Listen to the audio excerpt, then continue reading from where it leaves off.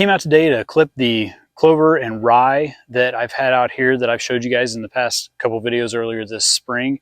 The rye was, shoulder high, and the clover was, over a foot deep in some places, and almost knee high in some places. So I hadn't planned on coming back out to work on this for a few more weeks, but there's rain in the forecast the next several days, and if you can ever hit on a rain and clip your clover beforehand, it always seems to really help it to have that new fresh growth ready to go, hit it with some rain, and then in a couple weeks come back and hit it with liquid fertilizer, and it just makes a huge difference in how much better it grows. So why not just let the clover keep growing? So in some of these places, it's a new clover this spring, and it's still establishing. So I let it go a lot longer than I have in the past, and I think that's been a good thing and productive because it's given that clover a better chance to establish, a longer amount of time to establish. We've had a good amount of rain this year, but I'll tell you, when it starts to get hot, starts to get dry, it can dry up really fast. A few reasons I let this clover go a little longer than I normally would have is it has the grow forage brassica in it. That will regrow. You can clip that, or that can stand up to browse pressure from deer and it will grow back. But I like to leave it if possible because it is one stalk of brassica and it's not like spread out like clover is. But I came in today, like I said, there's rain in the forecast, so it's a good time to come in, get that top layer clipped off.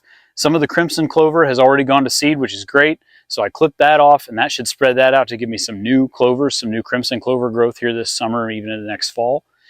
And what I did over here to my right, and I'll show you guys, is I left the rye standing here. I'm going to take the weed eater and go through there because there's a really good stand of grow forage brassica in there that you can't actually see that well.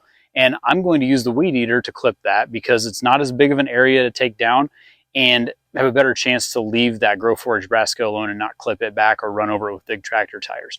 So side note, that is one advantage, like I've mentioned before, to using a weed eater to clip your plots. It's a lot more work, but if you have the desire, it'll prevent big tractor tire tracks like you see behind me. I used the brush cutter in the tractor today to clip this because it was a bigger area, longer area. It's a lot of work to do that with the weed eater, and it'll all come back up. It's not a big deal to run over your stuff like that. It will come back up, especially with the rain and some sunshine in the next 7 days. It'll be back to normal and maybe even better than it was before. But with the weed eater, you can be more manicured about it. You can be more careful about what you chop off and what you leave. Reasons for clipping a clover plot. Number one, there's rain in the forecast. So good time to go do it if you're going to do that. You don't really want to clip them whenever you don't have any rain in the foreseeable future. It can put more stress on the plant than is necessary, and there's not going to be that much new growth unless you have a lot of moisture in your soil already.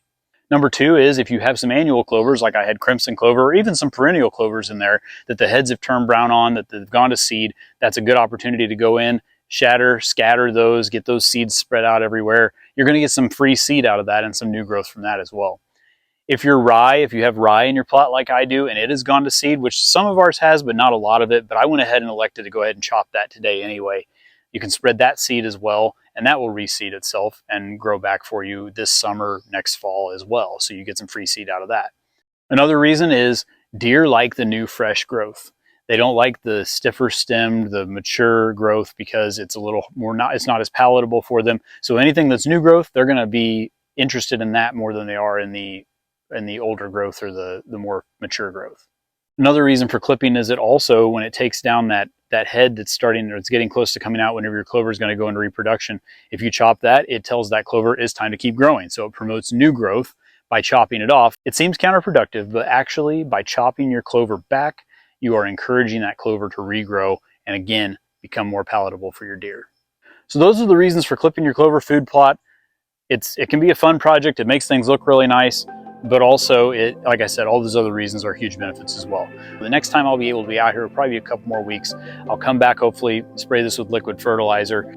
Thank you for watching Farming for Whitetails. We'll see you next time. Reasons for clipping a clover plot.